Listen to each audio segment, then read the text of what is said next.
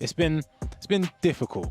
It's been difficult. Minimum 3 points behind the previous 2 leaders of their group at this stage. PHZ 7 points going into round 4 last week. Emre Yilmaz 7 points going into round 4 in week number 1. 4 is the max that we are dealing with today. 2 points from top to bottom separate this group. It's all to play for as we do get underway with a Peter Schmeichel save for Sean. These keepers have really stepped up their game. It must be said. Something's happened. Oh my God. Wide of the post, and that will take us into the first pause of this game. 2 minutes in. Anders kicking from right to left in this matchup. As Anders and Sean is back with our featured match of this round. Top of the table clash. Sean LDW. His live pro item, didn't get round to it. Deli Ali. On the other side of it, Simakan. You can see at the bottom right corner for Vergang. David Beckham back there doing a defensive bit of work as Sauer presses all the way up high on the pitch.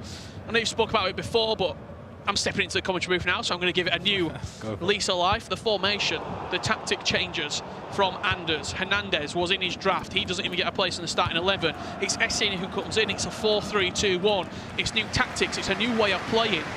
And I'm really intrigued to ask Anders 2 questions. A, is this a one-off because the draft restrictions limit you from playing your 4-4-2 as you would like? And B, is the 4-3-2-1 going to stick? Is this what we're moving with going forward? Yeah, I mean, with the 4-4-2, you know, like I mentioned earlier, you get a lot of balance. You know, you have it's pretty much very symmetrical. You've got the centre mids, you've got the left mid, the right mid, you've got the 2 forwards, and then obviously the back 4. Whereas with the 4-3-2-1, it's more attacking. The press. Yeah, very aggressive, and you want to sort of get the ball forward as fast as you can. I do feel like the 4-3-2-1 could suit Anders because obviously he's very relentless going forward and does enjoy scoring goals, but you know, the 4-4-2 is his bread and butter, really. I mean, let's be honest, he shouldn't have won that last game against Abu Maka. It should have been a draw at least. It would have also made my prediction correct at 2-2. Listen, that's in my I don't know, years of watching, I've never seen a goalkeeper performance like that, so I think you can't really argue with it. The keeper movement was on point and, you know, Czech delivered. You'll be fist pumping the air. Veron's definitely an unsung hero. Oh, he's been unreal. He's been unreal. Just being able to provide that, you know, that Trivela and just his passing as well. He's just been very, very solid for his price. Be interesting to see where he's at now. John Barnes out wide into Jarzinho. Good step in there from Sol Campbell. Interesting pick in these teams. He's featuring a couple. Wasn't in mine personally. It's pretty expensive, I'll be honest, the promo item of Sol Campbell. Mentioned it just before this game. Sean LDW, 4 icons that no one else is using. Puskas, Best, Beckham and Petit.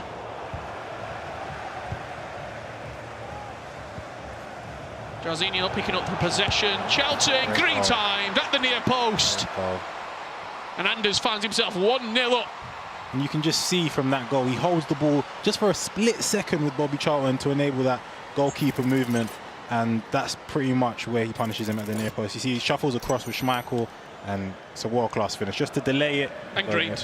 Green timed as well. Yeah, I mean, when you're in the box, it's got to be a green time, doesn't it?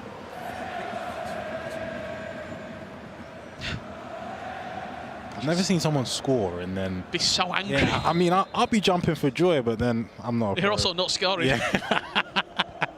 Pretty much. He's won the ball straight off kickoff as well. Anders looks like a man on a mission right now. Charlton. Inside the box again, looked for the Trivela. You have noticed that the byline drives have become less, yeah. I think. And that's probably twofold. The update with the nerf to the R1 dribbling, but also the players that you're using in those situations might not be the best dribblers to get to the byline as well. When you're working with obviously John Barnes and then obviously Bobby Charlton, it's very different to having, you know, the likes of Vinny. There is Johnny Barnes. Hey, I spoke too soon by the looks of things. John Barnes, incredible player. I taught him everything I know. There's a story to that. I'll show you at half-time. I'm looking forward to hearing it. In that situation, I could move the keeper. If I move him to the far post, he just shoots at the near. it's a tough situation to be in. It certainly is. It's a very difficult situation, and because the game is going so quickly, you're thinking all these things at, you know, such a high speed, and before you know it, it's too late. Vergang smells blood in the water right now. You just see the way that he's stepping higher up the pitch. There's mistakes coming in from Sean. This game could very quickly get out of hand. Anders' pressing has been relentless, but it's also been perfect. That's a loss of possession. Can he punish him? Sean with Puskas, first time flick. It's a nice idea, but the execution. It's unfortunate there.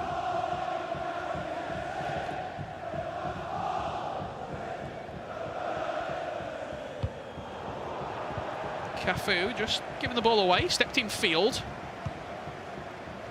Nice switch of possession over onto this right-hand side now. The offensive Cafu for Sean takes over. But Laurent Blanc again. Did do the SBC? I did. My main am RTG. Big fan? Yes. Doesn't put a foot wrong, surprisingly. He's I feel like massive. Yeah. He looks huge on the pitch. I don't know why, but he's got such a presence about him. Just see another French centre-back there, Marcel Desailly, stepping in. I think Laurent Blanc in these situations is the closest thing to Van Dijk.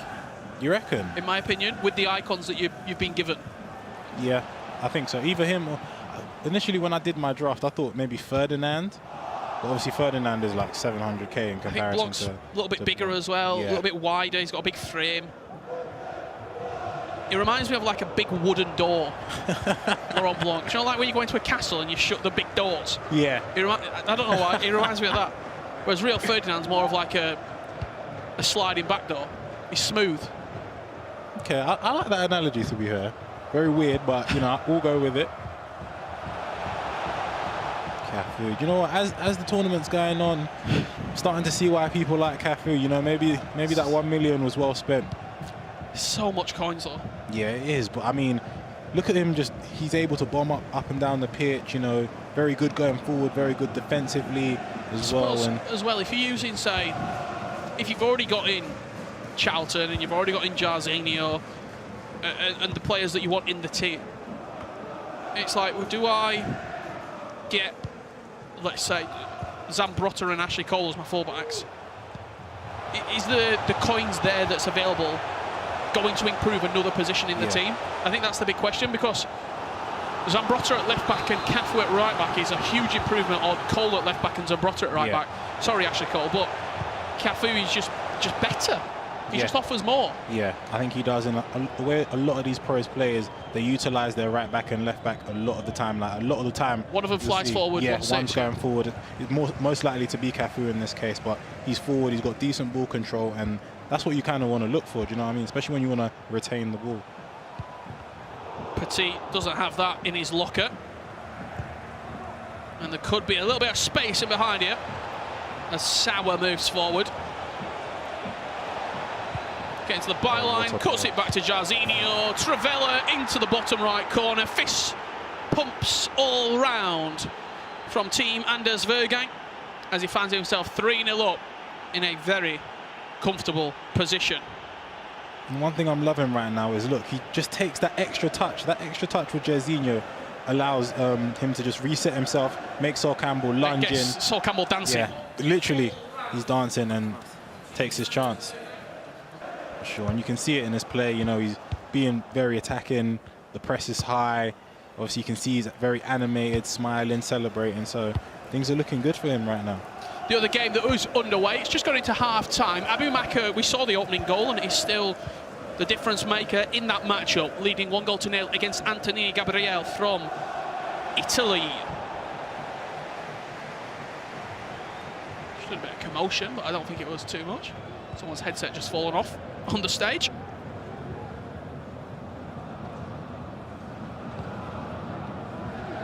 Bobby Charlton's been a real difference maker in a lot of these teams. He was coming in at sort of that 2 to 2.5 mil range.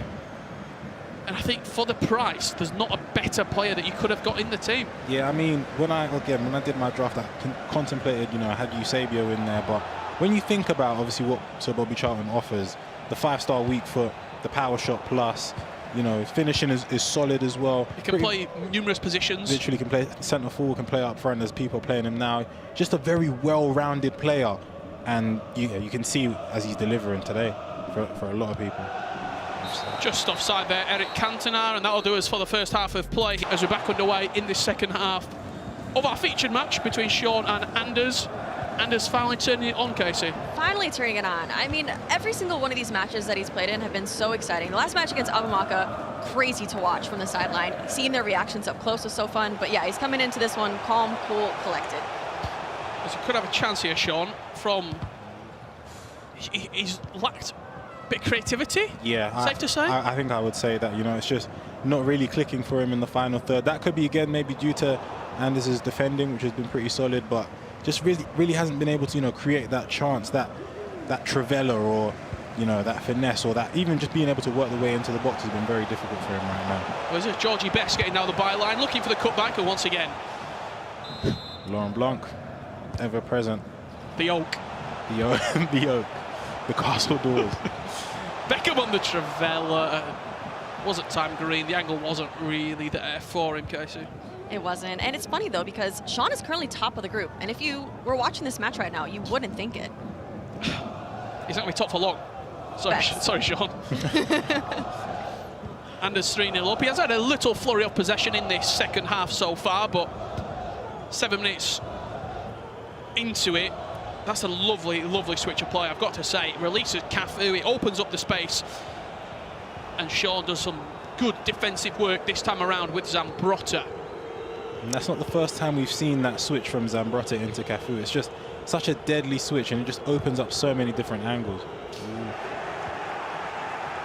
Here is John Barnes on the ball. See if this attack comes to anything. We've got a second goal between Abumaka and Antonini. We'll show you it. Again, million coins might not be so bad for him. John Barnes on the shots. Barnesy again, Hello, into Jarzinho. Anders Verga makes it 4. Punishes him. Jarzinho been fantastic in this game. Is that a hat-trick, I think, for Jarzinho? I think it might be, yeah. The thing about Anders that I love the most is that he waits for the perfect chance. He might need that extra pass in there, but he always... There it is. Let's see how this game starts to develop. Is there something in the water here in London? Group C action, week 3. Anders Vergang, a fan favourite, and what we would argue a favourite to potentially go on and lift this trophy. He's got to get through the groups, and with a win here, he goes top of the groups. Jarzinho taken down, but Zambrotta timed it nicely in the end there, did Short. Short corner play, John Barnes into Sol Campbell. Surely he's not going to be striking it. Laurent Blanc again. We're just passing around the centre-backs, but he does win a free kick. Let's have a direct shot. Come on, Anders. Hit it. It's a layoff. Oh, my God. Oh, no. Oh, what a save from Schmeichel. Did not expect that. I did not expect that either. I thought he was just going to lay it off. He's hit the power shot with Charlton after the flick up. John Barnes, edge of the box. Jarzinho, he's the man he wants. Yeah. Reverse elastic, yo. Oh. When he gets on the edge of the box, he's just so dangerous. You know, Jarzinho is just the 5-star skills, and that's why you want players like that. Do you know what I mean? Being able to do that and just deliver, it's dangerous. You know, sometimes when I watch Anders play, And he should have got a draw, being completely honest, out of that matchup. I think we're starting to see the top 2 start to take shape here in the form of Anders Vergang and Abumaka. Yeah, both been very, very composed, you know, very good going forward. Obviously, fantastic Czech performance, and that's the only reason, obviously, Anders did manage to get that win. So, you know, it's very, very interesting right now, and things are shaping up. Abumaka plays Manu in the last round of the day. which could be a really good match. Honestly, when I watch Abumaka, I'm so impressed because his game against Anders, he easily could have lost his head, but he's one of the calmest competitors out there. I mean, I would be raging at my monitor if I was not scoring a couple of those goals that he was attempting, but I think that's what happens at this point. He's also the oldest in this group too, so he's bringing that veteran status into it. I think he's also probably, I know there's a lot of comparisons, the country of where they play from, the team. Just see the closing stages here, 10 minutes left to play. Did get a goal back, Sean, 5-2. So this is more doable because we've got a lot more time on the clock. However, Anders would have to capitulate like something we've never seen before. Okay, so if he was to throw this game away. Yeah, I would be completely shocked if he were to somehow get a draw or even a loss here. But I mean, Sean, he's top of the group, so it's not out of the question, but it's very, very unlikely at this stage. Yeah, I think it will prove to be very difficult. As you see Anders just, you know, taking his time now, trying to run the clock down, switching the play, you know, between Cafu and Zambrotta, and it's very hard for Sean to get anywhere near him right now. That being said, he is working the ball forward with Zambrotta, but will he take it back or will he take it forward? That's the question. That's a bit of a mistake, but SCM bails him out. A goal here makes it interesting.